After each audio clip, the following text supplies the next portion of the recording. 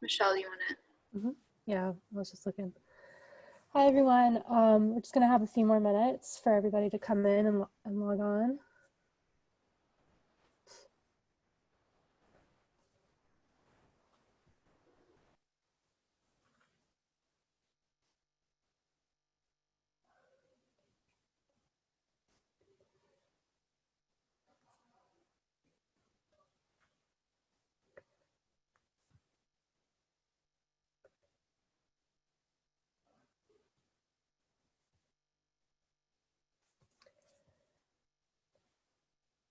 Everyone feel free to put where they're from on the chat too, so that we can see where you guys are.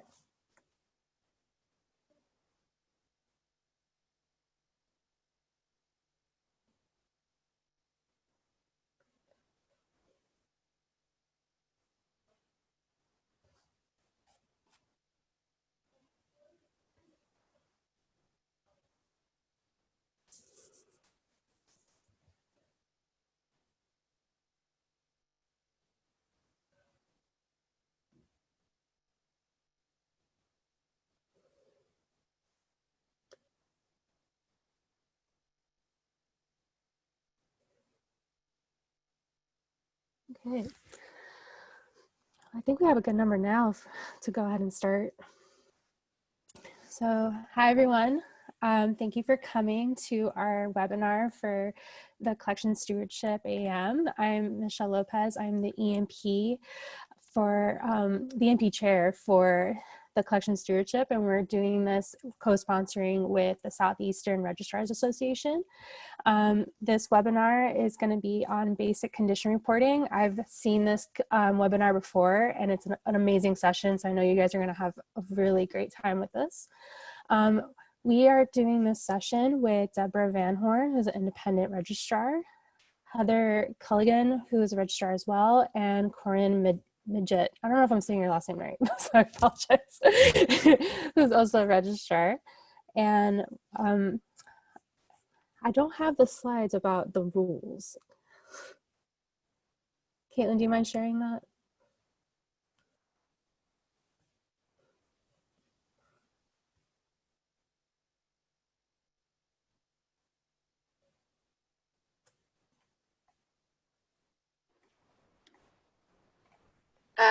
I don't have the slides quite up, but I will just say that if you want to use the chat for saying hi to each other, go ahead and make sure you're talking to all panelists and attendees, and use the Q&A feature for any questions you might have. We'll have some time at the end to answer those. And if it is a question, make sure you put it in the Q&A, otherwise it'll get lost in the chat. Thank you. Sorry, I didn't have it in front of me. No problem.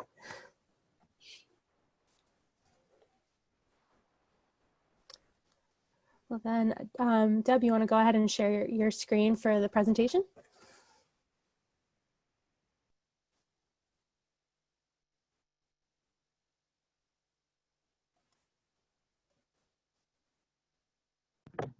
All right, we should be all set then. Corinne, are you ready to start? I am. All right, just let me know when you need the slides to go forward. Okay, I think you can go ahead and go on to the next one since we've already introduced ourselves.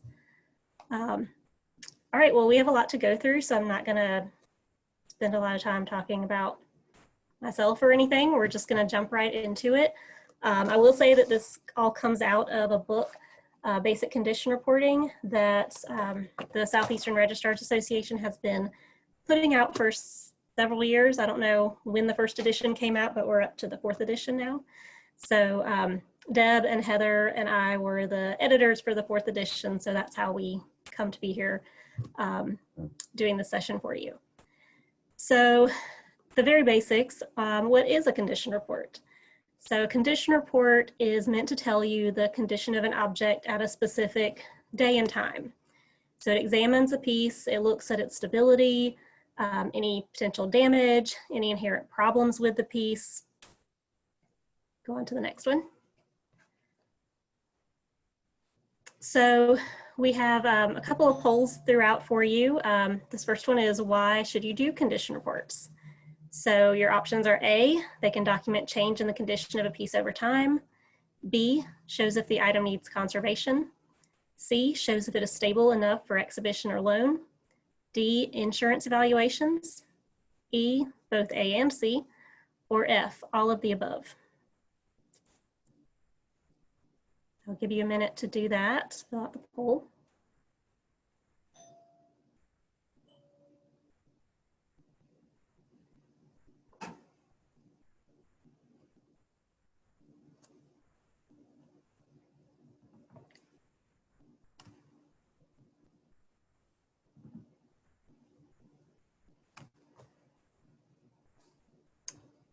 All right, I don't know if that's about enough time.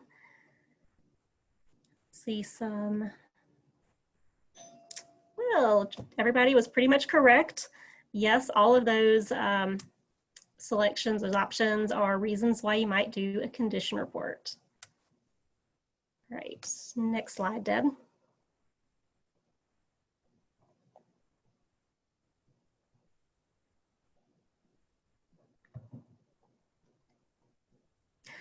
All right, so we have another poll for you. This one asks, when should you do a condition report? So A, when an item is pulled out for an exhibit. B, before an item goes out on loan. C, when the object first enters the collection or the first time it's cataloged. D, while doing inventory. E, anytime you touch an object. Or F, all of the above.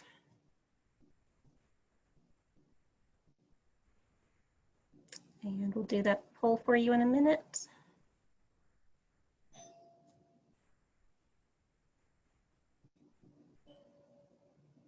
There we go. So I feel like most of you are probably going to get this one too. We'll give you a minute to vote.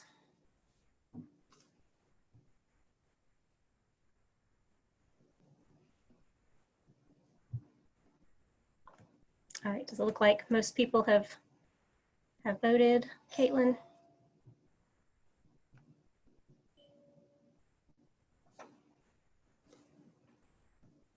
And yes, once again, most of you got that right. All of those are great and very important reasons and times to do condition reports.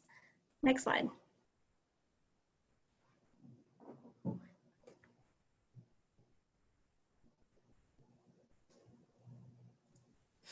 So yeah, going over what we just said, times when you should do a condition report is pretty much any time that you are in contact with an object. So when you're pulling it out for an exhibit, if you are putting it on loan or thinking about putting it on loan, when it comes back from a loan, of course, you want to look over it and make sure that no damage occurred while it was away from your facility. When it first comes into the collection, and when it's pulled for research, or when you have someone who wants to know if they can come and take a look at it, you want to see if it's stable enough for someone to handle or view before it goes to conservator. The chat window keeps blocking my my slides, sorry. So best practice is if you touch it, you want to check it. And you know, honestly, as you start doing more and more condition reports and you get more used to it, my screen just went black. I don't know if you can see me, but I'll keep talking. So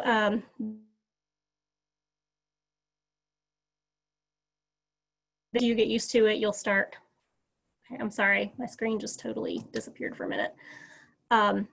You will get to the point where, you know, every time you see something, every time you're going through collections and glancing at things, you're kind of automatically thinking about condition and noticing things that may have changed.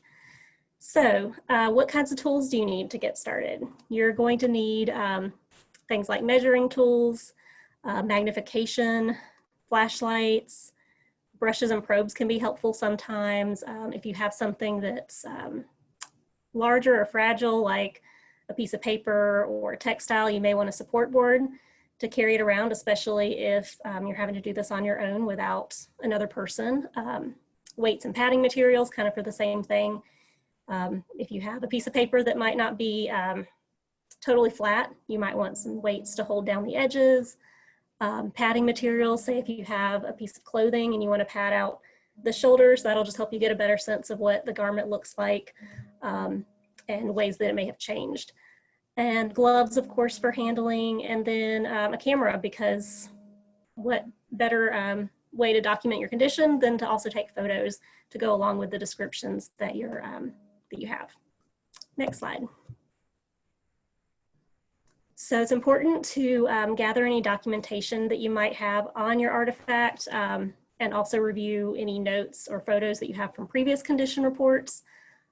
Personally, being at a museum with few staff members, so I'm pretty much the only one who's doing condition reports, I find it really helpful to have those older condition reports because they can provide a little bit of a shortcut sometimes. You can compare the artifact against that previous condition report, and maybe your report is that nothing has changed since this condition report, or X, Y, and Z have changed. So it can give you a little bit of help in figuring out kind of what's changed since the last time. And then also very important, whether you're doing this on paper or into your database, is to make sure that you have all the basic information there, like the object ID number, the date the report was done, who did the report. It's very frustrating to come across a condition report from 20 years ago that doesn't have an ID number on it, so who knows what it belongs to. The date is also so important, like we just said, that you want to be able to say, you know, here's how things have changed from 2015 versus 2020. It's important to be able to follow your object over time. Next slide. So when you think about examining a piece and then having to write down the condition and details about that, it's, you've got to think about, you know, how someone is going to come along maybe 10 years from now and look at the object, and are they going to be able to tell from your notes where exactly you're referring to on the object. So an easy way to do this is to use something like a grid system. So you've divided the artifact into maybe 9 areas. So you've got top left, center, top left, top center, top right, center left, center, center right, bottom left, bottom center, bottom right. So this would be kind of a helpful way for, again, people in the future to know what you're referring to. So something that's maybe a tear on the center left, that gives you an easy kind of idea of where to look on the object to find this particular bit of damage. If you can't use a grid system, that can be kind of odd sometimes for 3-dimensional artifacts. You can do things like go from top to bottom, left to right. It's important to put in your condition report which system you're using, so that, again, the next person, or yourself if you're a forgetful person, knows what to look for and how to read your condition reports. Next slide. So here's an example of the grid system on a 2-dimensional object. So you can see the arrow points to some loss along the edge of the center left portion of this object. Next slide. And then again, with a 3-dimensional object, you may want to designate a particular starting point. I also like to look at my condition reports from the bigger picture and then go down into more specific items. So if it's a photograph, maybe the whole photograph is faded. So that's how you start out, and then you go, you know, by your grid system or top to bottom, left to right. It's good though to try to stick with the same thing, like over your career basically. You know, that again will help people who come along later, and they'll know, okay, this is Corinne's condition report. She usually did top to bottom. I've read a million of these. And it also helps you as you do more and more of these, that you're always going the same way. It keeps you from, you know, getting confused or missing things. Next slide.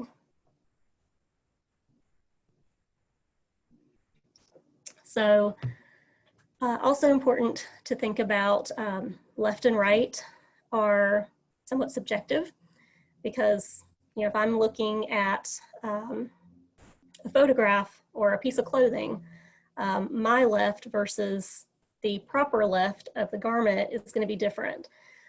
So people are going to need to know which types of terms what do you mean when you say left or right? So, it takes a little longer to write, but to write proper left or viewer's left, just again, helps set that standard for what you're using and what people need to look for. And also common terms, use those. There's nothing wrong with saying, maybe you're condition reporting a car and driver's side, passenger side. If an artifact has an obvious front and back, use that. There's no reason that you can't use those sort of common terms. And just again, make sure that someone else is going to be able to find that starting point and understand where you're starting from. Next slide. All right, so now we're going to do a little bit of a game, and we've got polls for this as well. So we're going to show you photographs of different artifacts, and you're going to guess on the condition of these items. So your options are excellent, which is like new or new in the package, no visible damage. Good is minor damage, but the piece is stable and can easily be displayed. Fair would be minor to moderate damage, but there are some issues with the piece that might prevent it from being displayed. Or poor, that piece will be in unstable condition and needs to be considered for conservation or deaccession. All right, so our first item is a spinning wheel. So we'll put up a poll and let you all take a minute to vote on that. So I'm going to set a timer for I think 15 seconds. Give you some time to pour over the photograph. I know they're not totally easy to see as photographs. It's always better to do it in person, but it's the times we live in. All right, I think we're done with voting for that.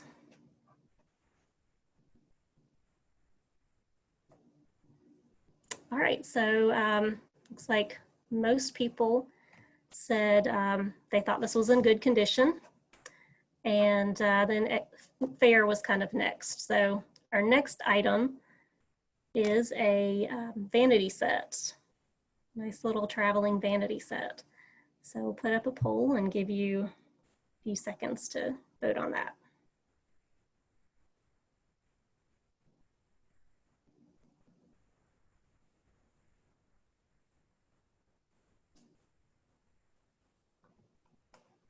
And most of these are things I think that were in a collection Deb worked with, so she might have more information on some of these. And I think that's this piece, when we went and opened it, it hadn't been opened in over 10 years. We were doing a collections inventory, so not exactly the surprise you want, but as you can see, most of you guessed poor. It absolutely was in poor condition. We actually put this on a deaccession list shortly after. The set was made out of celluloid, and the off-gassing when you open this was pretty bad. All right, so we'll go to the next one. All right, this is a corn shuck doll. There we go.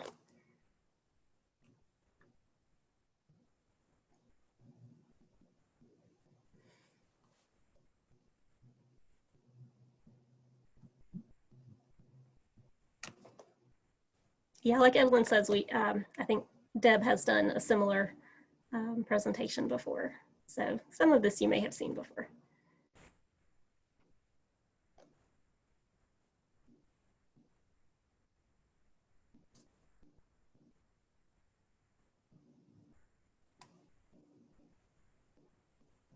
All right, how do our results look for this one? Okay, most people said good condition, then excellent and fair. As you can see, not everybody's agreeing on everything, but that's kind of normal. That's part of the point of this, is Exactly. it may actually depend on what you're seeing based on your experience with that type of material. Mm-hmm. All right, so we have a wedding dress, I'm guessing now, or at least a gown of some sort. Yeah, wedding dress. And like Deb said, this is why your description and photographs are so important, because what's good to me might be fair to someone else. What's poor to someone might be fair or even good to another person. It really can depend a lot. It's very subjective.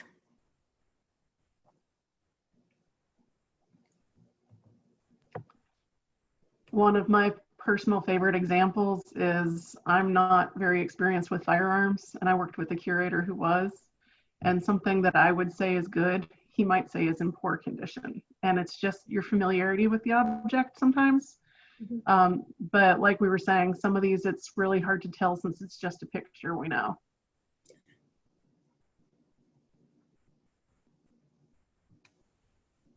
All right, I think this is our last one, flight jacket. There's one more after this. Okay.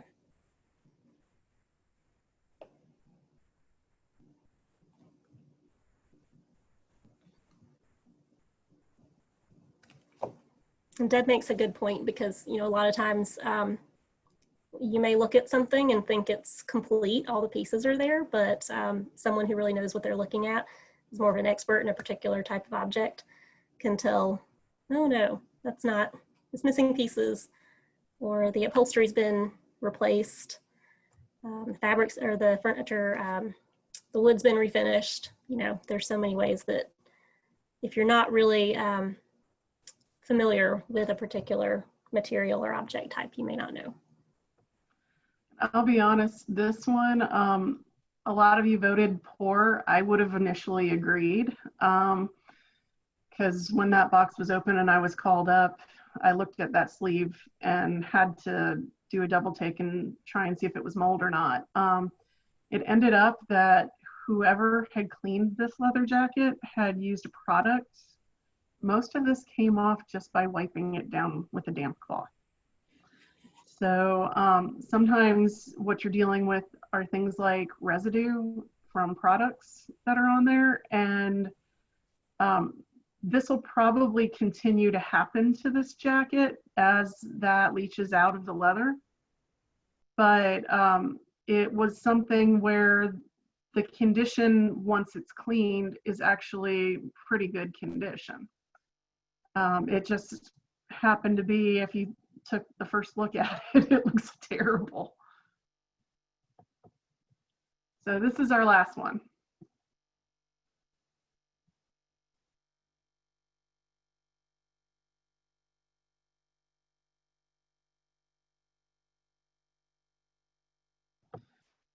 So this is one that it might depend on if you have experience with natural history collections or archaeology collections versus if your background is with an art collection. Certainly if you've never seen a bison vertebra before, there are things on this that'll look like it's poor condition. There's other things that if you're an archaeologist, you would be extremely happy to see on this. For example, there's a spot on here where it's like butchery marks and things like that. So for them, this would be very exciting, where for other people who are not as familiar, it might be absolutely terrible condition. So.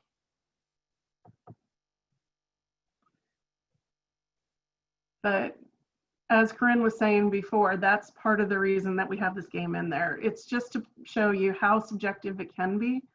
Because as you saw, there was a variety of answers there. I think we only saw one where somebody selected each of the four, but there certainly were a couple of examples that had 2 or 3 different definitions of what good, fair, or poor is. And this is why it's so important to have your descriptions in there. Because my good may be your poor, your fair may be my excellent. It just depends on what we see.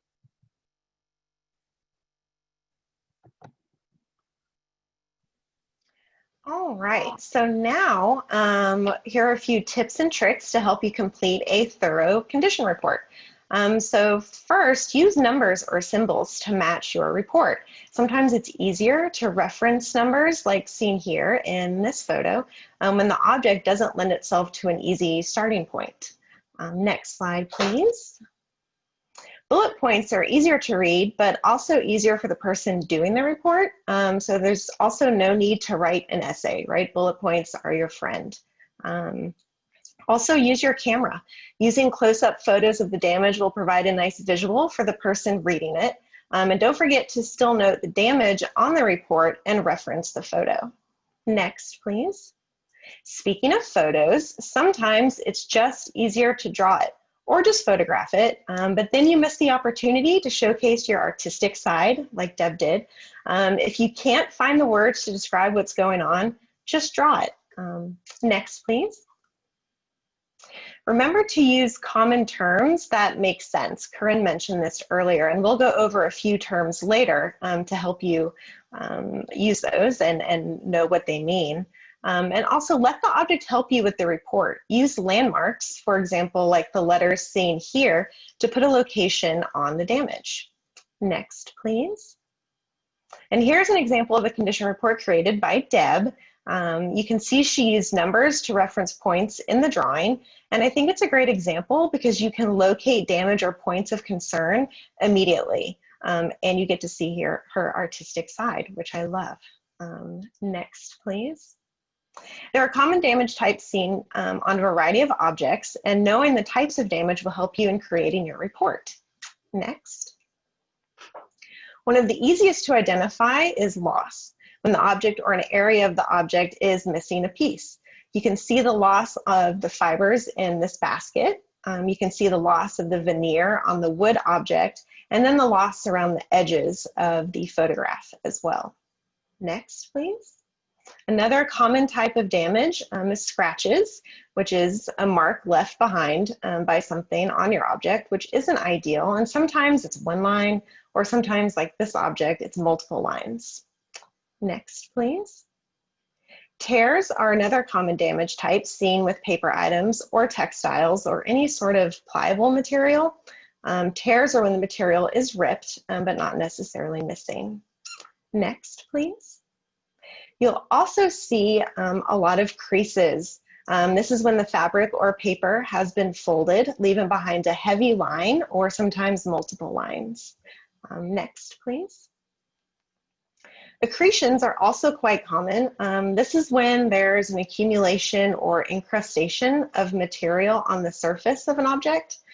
Common types of accretions include dirt, paint, or frass. I often use this term to describe that there's something on the object and I might not know what it is, but if you put down accretion, it sort of solves those problems and people know that there's something on your object. Next, please. And then there's the dreaded pest damage, which is really common, unfortunately. You'll notice holes, fraying, powdering, or discoloration. And I love this photo because it shows how pest damage hole is different from, say, a loss. And you can see the edges of the hole take on a more chewed look, which is really gross, but helpful. Next, please. So specific materials also have their own common types of damage. Next, please. If you have basketry in your collection, you'll often see distortion, which is a warping or a misshaping of the object's original form, or you'll see evidence of use, wear, modification, or repair. Next, please. Glass. So iridescence or glass disease is common in materials made of glass. You'll often see a decomposition of the surface into thin scales, which creates an interesting color effect, but it is sort of a deterioration. So you need to note that. And it also creates uneven, flaky surface. Next, please. Leather's most common damage type is the lovely red rot. It's very common and fairly easy to identify. Red rot is the result of the fibrous structure in the leather breaking down because of the sulfuric acid. It creates a powder substance that literally gets everywhere, so you'll know it when you see it. Next, please. With wood objects, you'll often see lifting of the veneer or an inlaid surface. And also blooms, which is that white discoloration that occurs when moisture gets into the wood. Next, please. Metal objects often have corrosion or rusting, pretty common, but you'll also see dents. And if your object has dents, marking up a photograph or a drawing, the object will make it easy to identify the location of the dents. Next, please. Tarnish is another common type of damage seen with metal objects, and this happens when there's exposure to air or moisture, and it causes the surface oxidation and discoloration. Next, please. And with paintings, paintings often have crackling, which are really fine cracks in the ground paint layer or surface layer. And you'll also see blisters, which can be identified as slight bulging in the paint surface. Next, please. Paper has a lot of common damage types. We've mentioned creases and folds, but you'll also notice discoloration is pretty common, especially due to the acidity of the paper. And you'll often see foxing, those brown markings that are all over your piece of paper. So that's also very common. Next, please. And then continuing with paper, you'll also find acid burn or matte burn with paper items. This is often identified by dark discoloration caused by acidic wood pulp, matte board, or other material touching the paper. And this is a fun photo. What else do you see? Because there's more in this photo. You can identify some more damage. And there's a tear, and there's the lovely accretion because the paper stuck to the print. And then you see staining as well. And also, side note, when you're condition reporting bound items, it can be a little tricky. So be careful when you're opening pages so you don't make any unseen tear worse. Next, please. Photographs often have embrittlement and cracking. Embrittlement is the result of a loss of flexibility, causing the material to break if bent or curled. And then cracking is surface fractures or fissures across or through the photograph. Next, please. And plastics. Oh, plastics. We all love plastics, and they have a lot of problems. But some of the most common are blistering, which are those raised bubbles in the surface, and then spalling, which occurs when chunks of something separate from the main object. And a side note, Deb mentioned this earlier, with plastics, they can smell too, so make sure you put down if your object has a nice little odor coming along with it. It'd be a nice little note on your condition report. It's a good next. to note with Oh, sorry. plastics, especially, you might want to test materials that you're using with them on a very small place, because if you look here, the blistering that was caused in the one picture is actually from somebody numbering the piece. Yeah, that's a good point.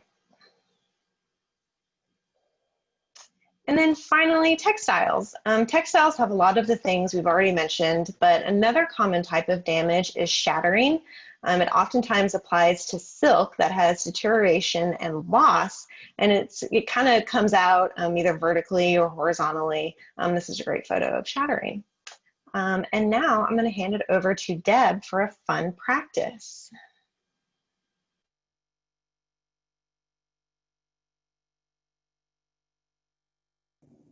Deb, you're muted.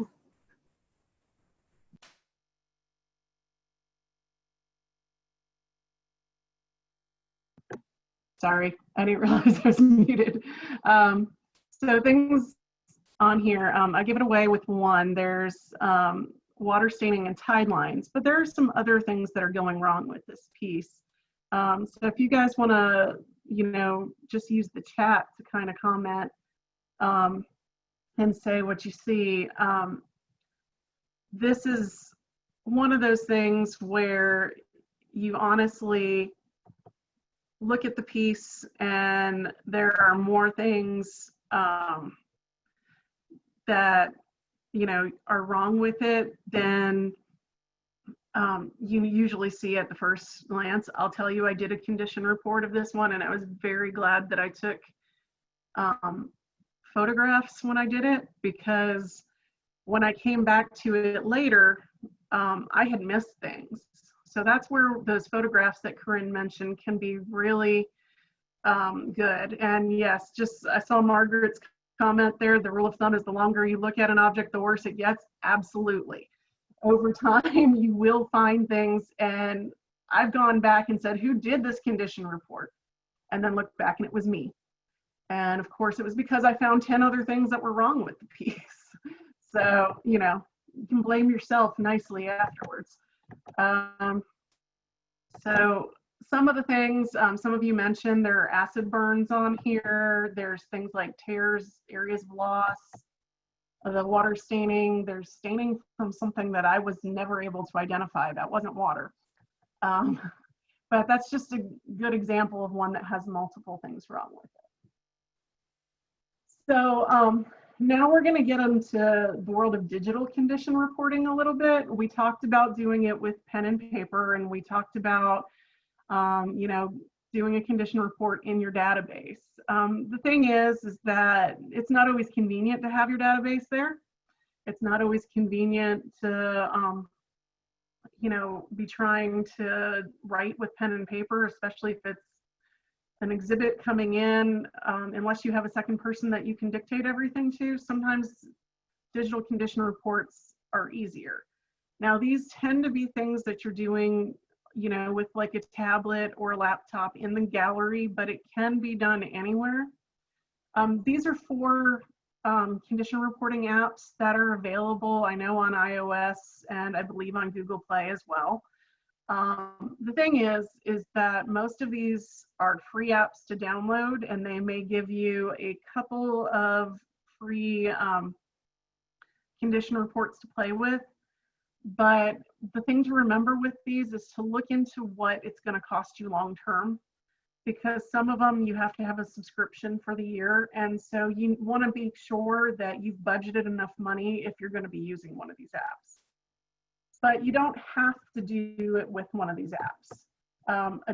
A digital condition report can also be done either by using on a tablet something like LogMeIn that'll log you into your database, where you can record everything right there, even though you're not at your computer.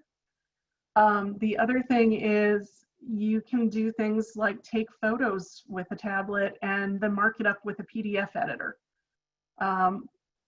Then you save them and upload them to your computer later. It's also great to have something like a notes program. There's a ton of those out on the market, so whatever you're most comfortable with. A lot of phones and laptops come with a notes program right now, so just being able to use what you have that's cheap, but then make it work for you, sometimes is the best way to do the digital condition report. So here's an example of a piece that I actually did a digital condition report with, and as you can see, the numbers are right on the photograph. This was just by taking the photo, putting it into a PDF editor, and then I put the numbers on it. There is a corresponding condition report that I just wrote in a notes app on my tablet, and then later on I uploaded it into the database. So here's a few samples. The thing to note is there are different types of condition reports. Something that you're doing when it's going out on loan or coming back from loan could be very different from something you're doing when it's on inventory, or something where you're doing a damage report because something's happened in your gallery.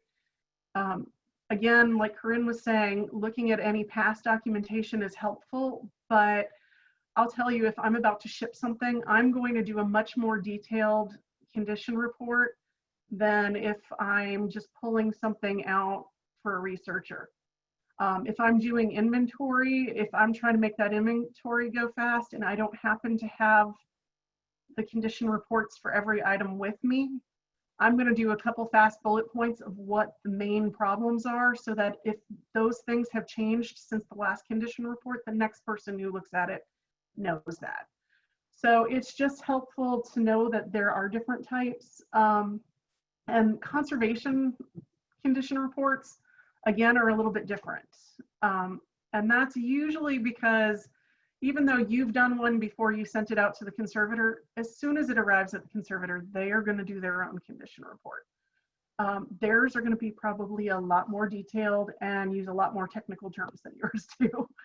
but it is really helpful to know that all of these can be put in as a condition report into your database so that somebody can look back at it later.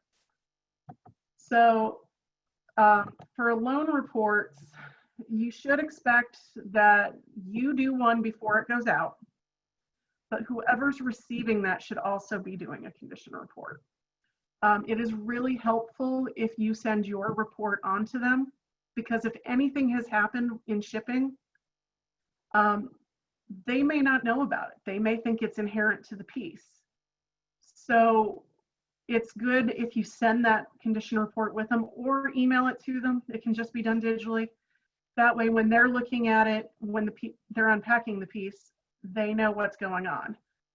Another thing I like to do is, if I'm the borrower, I tend to take lots of pictures of me unpacking the piece, as well as the complete condition when it got there, because as we said before, you can miss things on a condition report. But if I have a lender come back to me later and say, this has been damaged, I can go back to those photos and see if it was there when it came in. Because then we know it either happened after they shipped it or it was already there when they sent it. So lots of photos are always good with condition reports. Also with loan reports, mention if it's the outgoing or the incoming. Most database systems have this in there, but I've seen plenty of condition reports over the years that don't mention what the condition report was for, whether it was a damage report, a loan, outgoing loan report, incoming report. And then when you're going to try and figure out why they did this, you have no idea. So here's an example of what I tend to do with loans. So this piece had some problems with it. So before I sent it out, I made sure that I had recorded what I saw. Now, my friend Amy was on the receiving end of this, and she actually sent me back one. She caught some things I didn't catch, but when I went back to my photos, they were actually in there. So as I said, inventory reports. I'll be honest, I did a wall-to-wall inventory at one of my jobs, over 100,000 items. It took us several years to do it. And this was one of the things that became a real sticking point between all the people working on the project, was how detailed are we going to be with the inventory condition report. We decided to make it 1 to 3 bullet points of what the major problems were. That way it can be really fast, but we also had photographs happening of every single item. So if we did miss something and you had to go back later, you can see it in the photographs that were with it. So this is a really quick example that an intern of mine did. Like I said, just really 3 things that he noticed. I noticed when we did this project, several people got carried away, and there was more like 10 or 15. But for the most part, this did speed up the inventory process. As I was saying, the condition reports for conservation are usually going to be written by a conservator or the assistant. As it's normally being done when work is going on the piece, they will do a condition report prior, but they will give you a report at the end of the work as well. That report that they give you at the end of the conservation should include everything that happened with that, so that you know. I mean, they're going to be doing things that are reversible. If you do have to reverse it later, at least you know what products were used, you know what exactly they did. So these reports are really helpful to have in your database. Damage reports. So as I said, these are my least favorite ones. They are going to be everybody's least favorite. Now, whether this happens with a loan or it happens when you're moving an item, it should include things like when it happened. So if you were just moving an item, or if you did have an incident of vandalism, your insurance company is really going to want to know as much information as you can give them. So I tend to make these very detailed when something happens, because I might be doing the condition report at that time, but it doesn't mean that 2 months later, when the insurance company is asking me for information, that I'm going to remember it. So things you're going to want are when the incident occurred, what type of incident it was, what type of damage, you know, anything else that you've noticed, what things have changed. Lots of photographs again. Trust me, you will be really thankful later if you made this as a detailed report, because otherwise, when they're asking you, you're going to have no idea. It's really hard to remember after the fact. So in this case, you can see here, we've mentioned that the painting was damaged in a move. This was an oversized painting.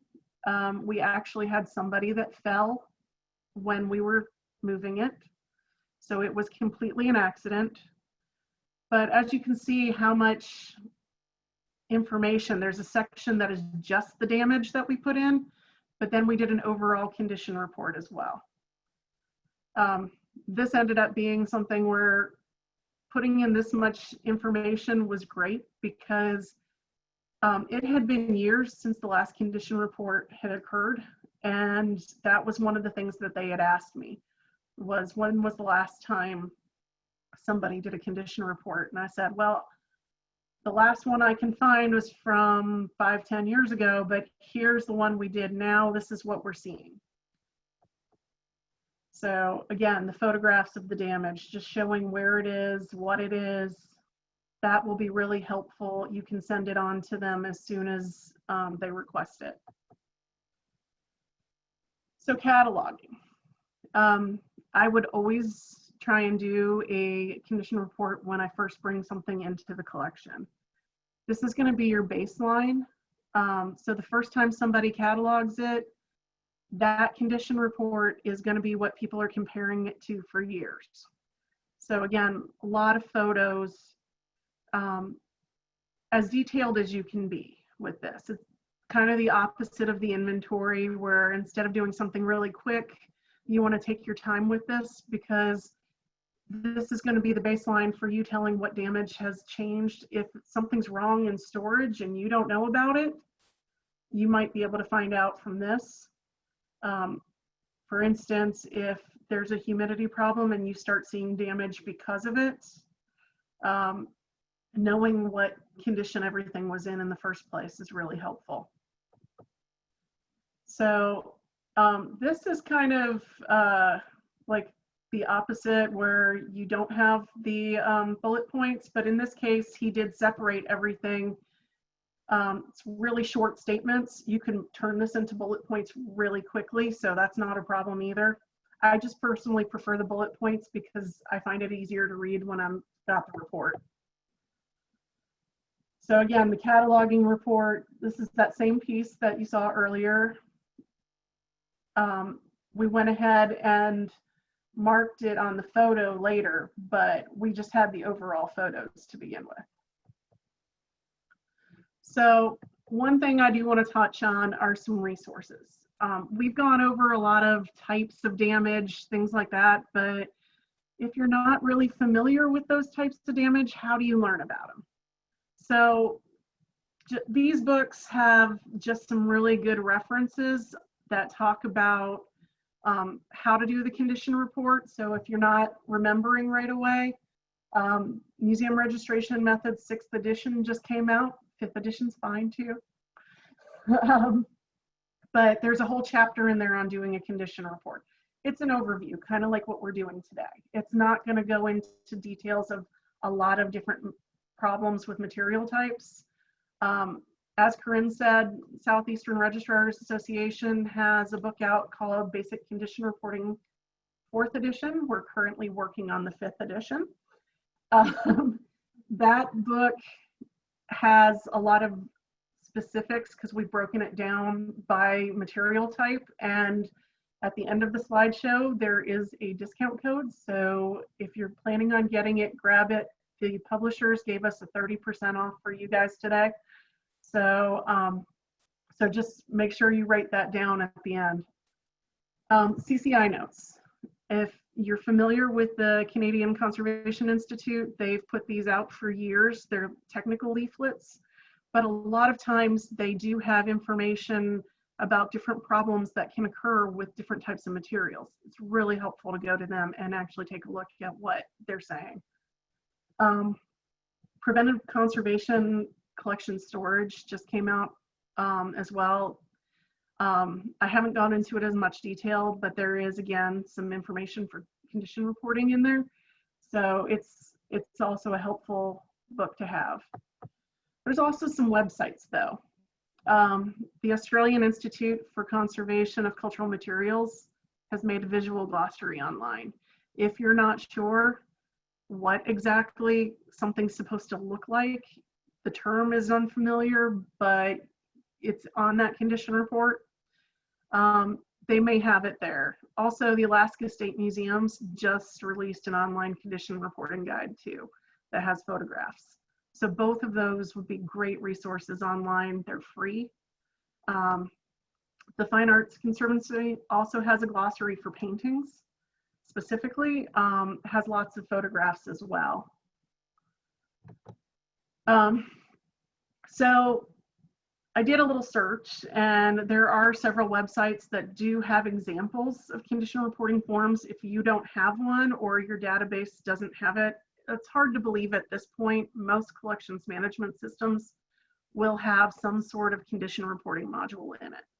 Whether you can use that for a digital report on a tablet or not, it'll depend on the system. But all of these institutions have it on their website, at least one example. So we'd now like to open it up to questions if you guys have any. So I believe somebody's been monitoring the Q&A. Hi, yeah, we've got about 10 questions, but a couple are similar. So the first one is, what system would be best for examining a garment? I think it just depends on the person, honestly, and what type of garment it is. I have done a grid system by doing a grid of the front and a grid of the back on like a shirt or something. But that's also where a lot of the proper terminology comes in, because if you say the damage is on the collar, most people are going to know what you're meaning by the collar. If you're saying that it's near the buttonholes or the first buttonhole from the top, they'll be able to identify that. So it doesn't really matter which system you're using as long as you're consistent with it. And I would also keep in mind Corinne mentioned earlier, proper left and proper right. I would recommend using that when specifically talking about garments, because you could say the proper right sleeve, proper left sleeve, and it sort of makes sense and helps the reader understand what you're actually talking about. Yeah, I would agree with that. I think I'm with Deb. I would usually, for something like a garment, I would use more parts of the garment in order to orient you to where the damage is and what parts you're talking about. That leads into the next question, which is, could you please discuss using top and bottom instead of upper and lower? Thanks. Honestly, as long as you're explaining to people what you're referring to by top and bottom and upper and lower, it doesn't really matter which you use. Things that are three-dimensional, it really does help to sometimes say the top of the piece and the bottom of the piece, just because upper and lower could mean the upper right corner of a side, whereas the top of the piece, like think of the box, you are pretty much guaranteed that people are going to look on top of the box then. But if you think it's vague at all, explain it. That's probably the easiest thing to do. Yeah, and draw it out. Yeah, try to be consistent also, especially when you're condition reporting like an entire collection that's come in. Try to use the same types of terms so that you're not confusing yourself or confusing whoever comes along after you.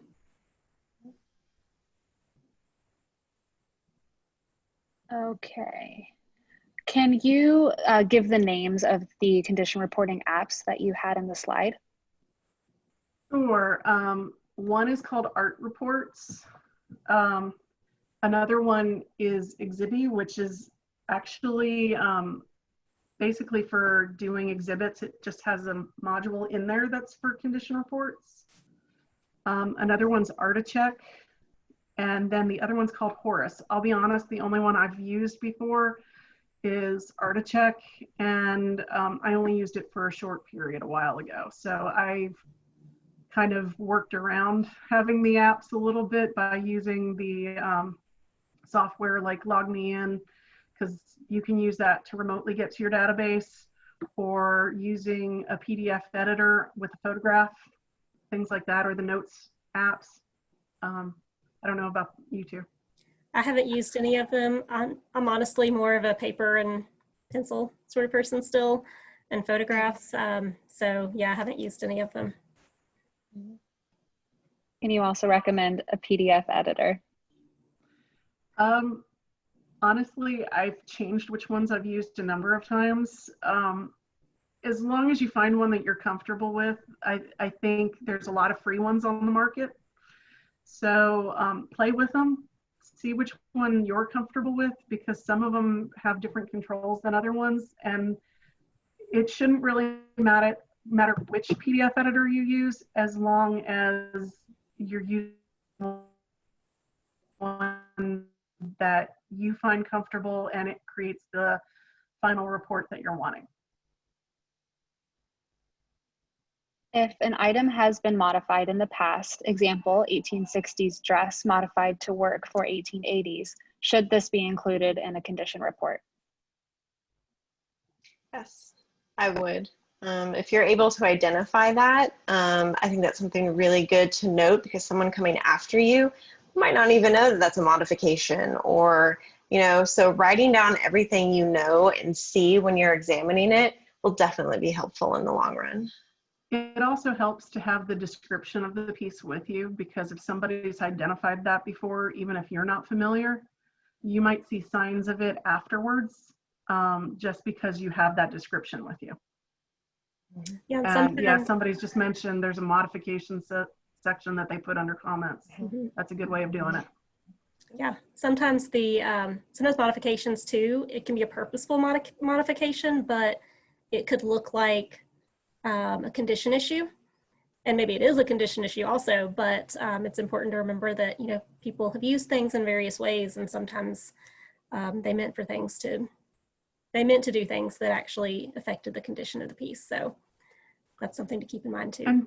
And just remember, a lot of these different database systems, the screenshots I had today were from Past Perfect, but I've used EMU, I've used just a variety of different ones. Most of them have a notes section, even with the condition report. So it'll have your condition report area, but then also a notes section where you can make comments or say where your starting point was, so that you're letting whoever the next reader is know what you were doing, or know what things you noted that they may not have noted.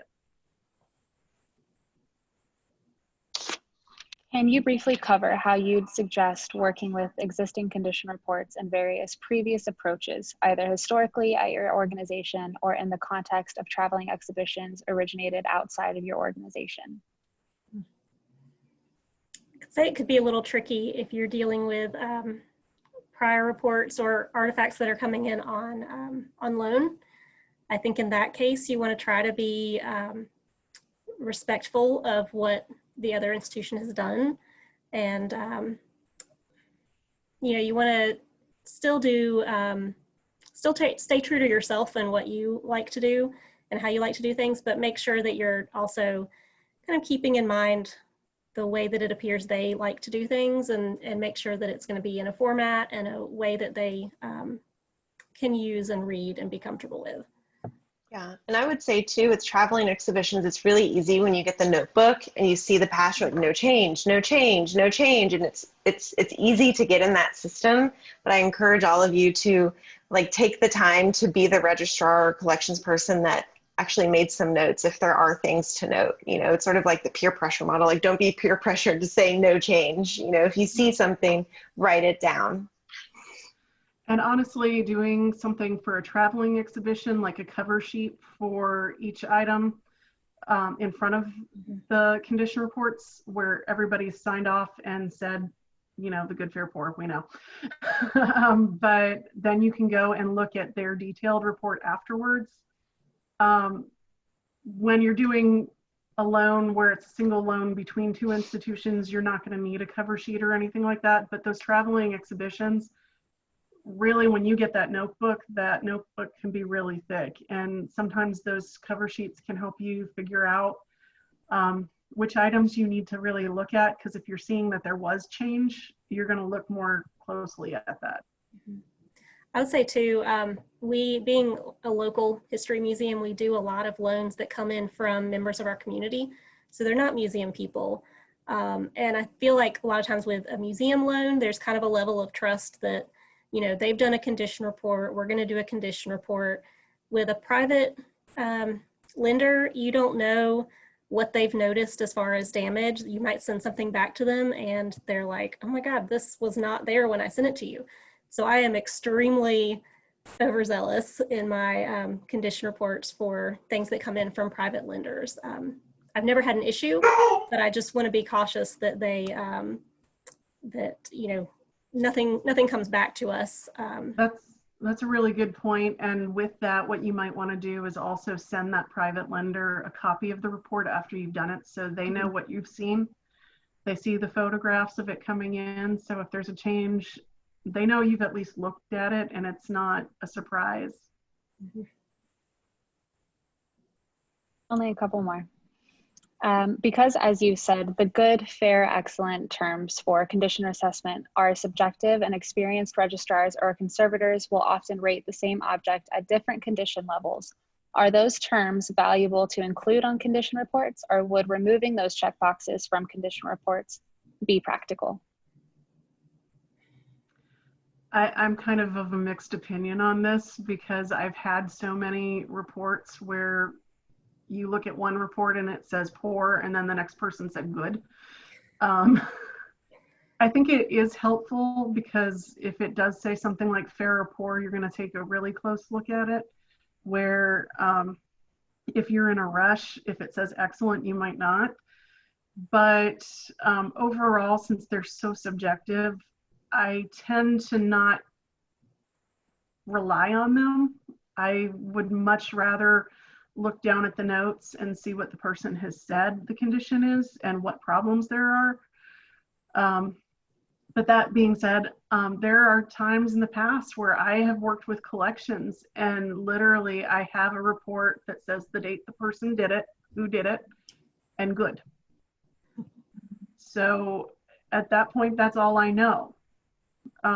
If there's a photograph with it, that's really helpful, because at least I know what I'm seeing in the photo. But just seeing a good, fair, poor on a condition report without any notes is not useful at all. There's also the option that if you're dealing with a sizable collection of all like materials, so like we have a large collection of cellulose acetate negatives, and I had some volunteers who were helping me catalog them, and so of course they were doing some condition reporting. So I used some resources that were out there to put together a really brief, basically an explanation of what each of those conditions would mean for that type of artifact. And so that way it made it really easy for them to compare each negative to those guidelines and determine it wasn't actually good, fair, poor, but it was a similar system. And so that way it's a little more standardized. And one thing to note is that was where we were talking a little bit with the basic condition reporting book that we did. We actually asked the authors in the last edition to make their own condition report for the material type that they were doing, because there are so many things that if you're going to do like a checklist on there so people can go faster of what they're seeing, just like common condition types, there's such a wide variety of differences depending on the material type that it's really hard to make a general form that has every little checkbox there. So. Okay, last question. Are the texts on a poster considered inscriptions? What are the differences between inscriptions and marks, signatures in a print? I would record both down. Honestly, even a signature on a print, their name is an inscription, but you can have different types of inscriptions, like engraving on different types of things, or printed words, or whatever. So, so just recording what you see there so that the next person knows is really helpful. Well, thank you, ladies, for this amazing presentation. And Deb, did you have the discount code for the book? Oh, yeah. Let me see if I can get it back up for you guys.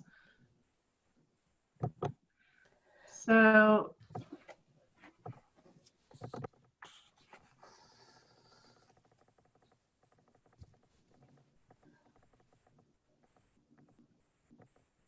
there we go. So the discount code is 4EAASLH. I told them AAM, but they put ASLH 20. So, so if you use that when you're ordering off the Roman and Littlefield website, don't go to Amazon and try and use it. It won't work. But if you go to www.roman.com and type in that code, they should give you 30% off. So instead of $50, the book will be $35. Awesome. Well, thank you again, ladies, and thank you everyone for coming into our webinar. We're going to be doing about 4 a year for just for EMPs for the collection stewardship, and we should be having one pretty soon in a couple months, so keep an eye out. And again, this will be recorded, so if you want to rewatch it or share it with your colleagues, you know, we will have that up shortly in a few days. But thank you all and have a great weekend. Bye. Bye, thanks for having us.